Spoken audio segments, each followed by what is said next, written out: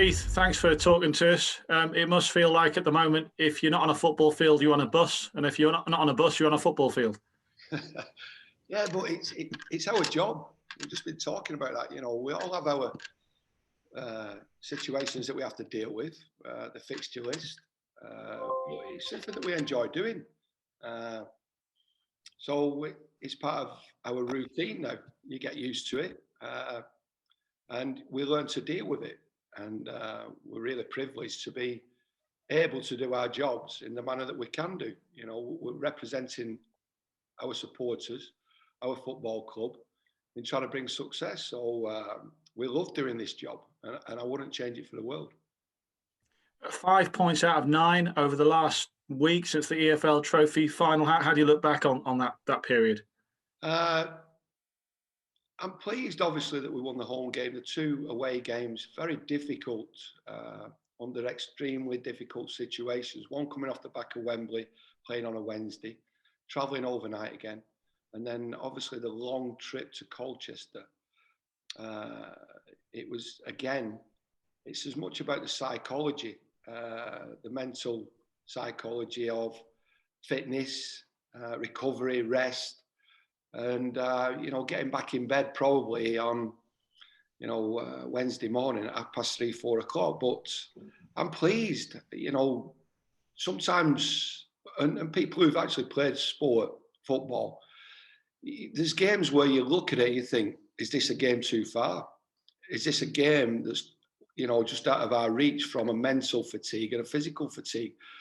But I thought our response on Tuesday night was incredible. And it was a game that we looked so comfortable in possession, but being comfortable in possession and allowing the opponents to be facing our goal, we set our own traps.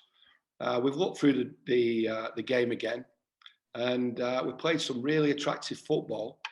And games change in moments. You know, Paul Lewis has a great opportunity to go in front, and who knows what would have happened. We actually do have to deal with the facts, though. The facts of the matter is it was 2 each. We salvaged a point from a losing situation, which I think is extremely brave of the players, because having experienced what the players have experienced over the last 2 weeks, they could have folded, but they didn't. They focused and they went again. And if I'm being honest with you, going back through the game, Colchester were holding on. And, you know, we was looking, you know, to secure a victory. We just run out of time. And Tuesday night was your 48th game of the season so far. How do you guard against players just getting too tired? Well, you can't. We can't. It's as simple as that. You want to try and represent your best values to get in as many points as you can. You know, the last 10 games of the season, this is the real business end. You know, you've seen teams fold, collapse, you know, under a little bit of psychological pressure from the media, pressure from the situation you've worked hard to get yourself in. But in an ideal world, this is as good as it gets from a situation of success to be even more successful. So we're asking the lads to enjoy it, not endure it. Don't take the pressures of the situation that we're in on, and just play, you know, play responsible, play within a framework, but within that framework, there's got to be flexibility. And I just trust the players. You know, the 10 games, I can't put any psychological impact on the players going into this last 10 games of the season. Do I want to rest players? The players don't want resting.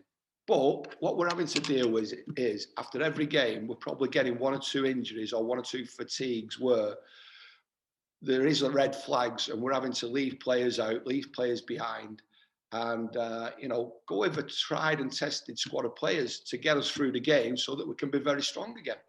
And we're strong anyway. Regardless of whatever team I select, I feel as though we're strong enough to get points from games. And with just 3 points separating first down to fourth at the moment, from what you're saying, it sounds like it's the mentality, the psychological side of the game in terms of who might win that race. We don't know until it's finished, do we? The race, it's still going on. And you see, I never receive a kidney blow punch, you know, by failing to win a football match.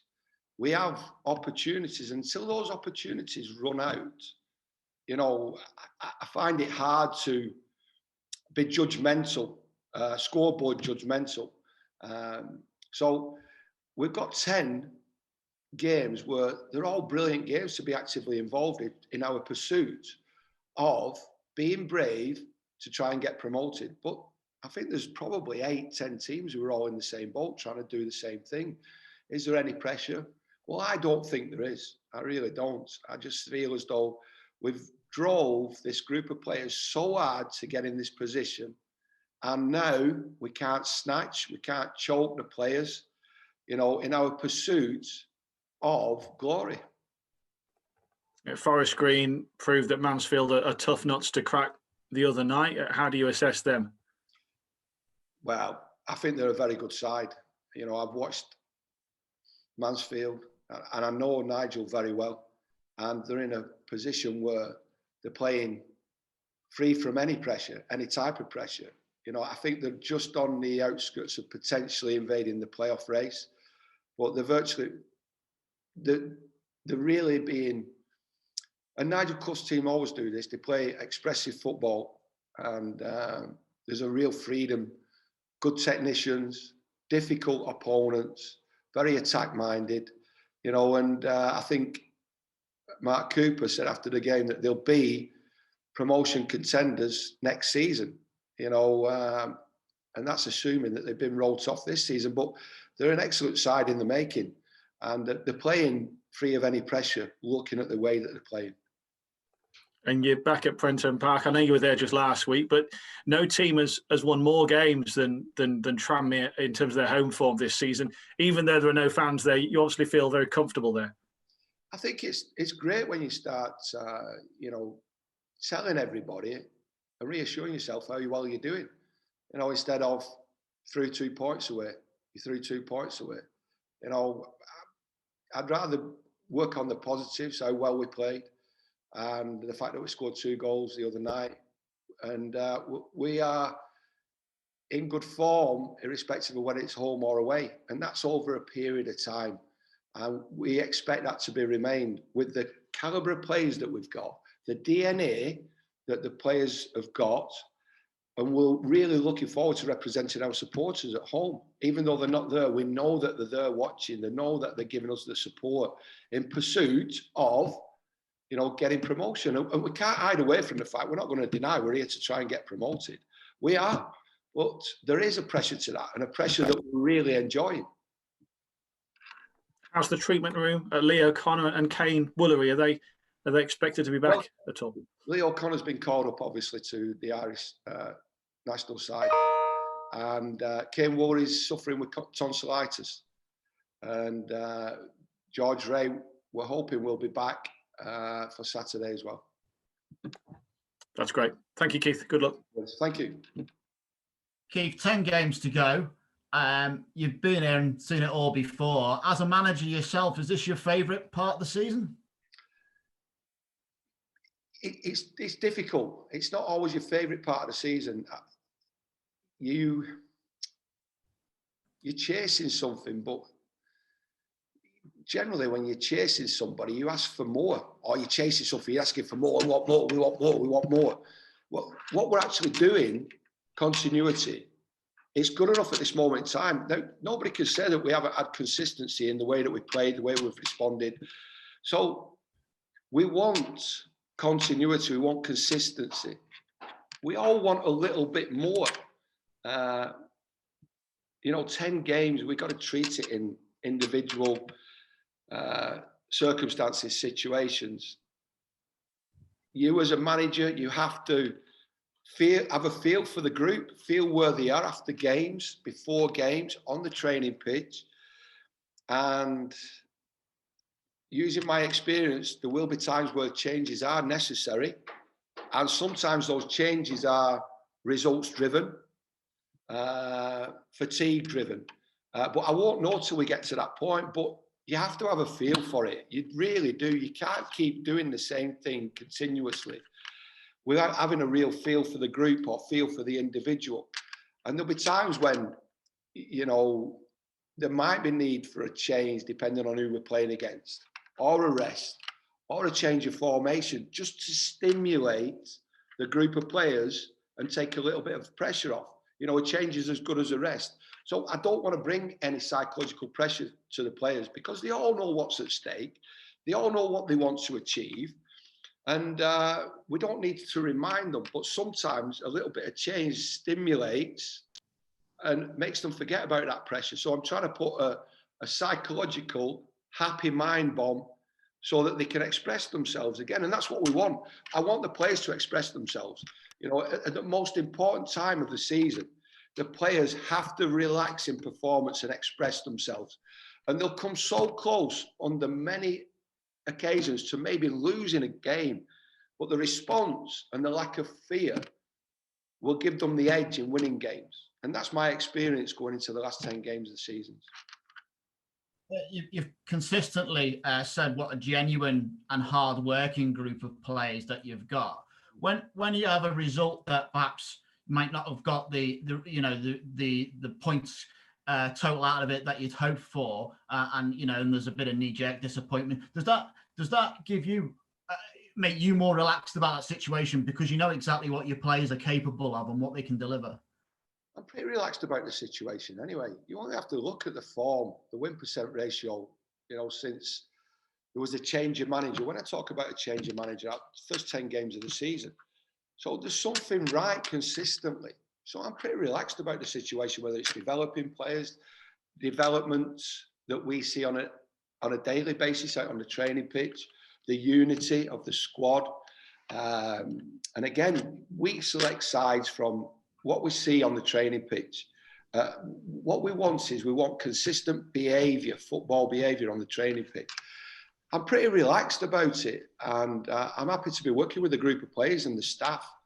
As we pursue going into the last 10 games of the season, promotion, we've got ourselves in a great position.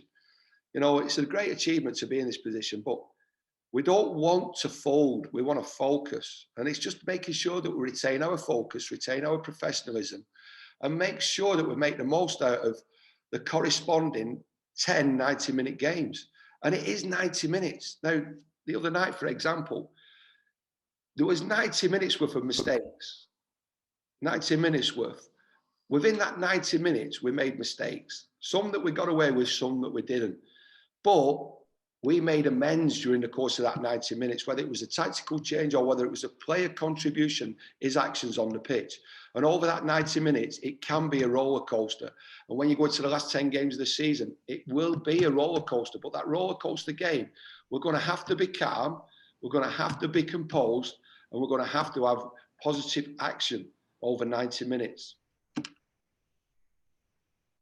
Just a final one from me. I'm currently thumbing my way through Phil Denton and Mickey Mellon's new book, which is about the first 100 days in charge of a football team. I'm in the early stages on it, so I won't give it a score out of 10.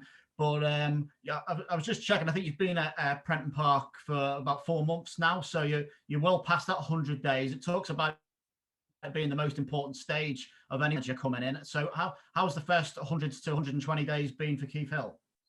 Well, I've really enjoyed it. You have to affect, as a manager, the group in a positive way. But I've got a massive amount of respect to Mickey and the book. But I don't believe in the first 100 days of football management. I don't think you get 100 days now. You get probably 90 minutes. You're judged every 90 minutes. But from a business proposition, it's something that myself and Flick have tried to work with on a regular basis. But, football at this moment in time is so narrow-minded. Everybody asks for a long-term plan when you sit in an interview process, your development process, your recycling process to get future successes. But realistically, you're judged by 90 minutes. And I'm not having a go at anyone on this. This is just the football world, but, I believe if you can put the foundations right in the first 100 days, if you get 100 days, then I think you can start working to a mid-term future and then a long-term future. But you have to get past that first 100 days, which is very difficult now in football. results-driven game, I suppose, Keith. But you know, still, it's still what are we on now? Two points a game average. So that would be probably enough to see you over the line, I think, or pretty much in terms of promotion. Yeah, probably. But you talk about a results-driven business, but everyone wants a long-term plan. Everyone wants a development plan. You look at a team like Norwich, for example. Norwich DNA, they develop players through their academy. They develop a footballing style and identity. And the CEO and the owners expect Norwich to be in the top 26 within the football pyramid. Now, they see that as success, so they don't see relegation from the Premier League as failure. That's succession planning. That's planning beyond 100 days. That's future planning.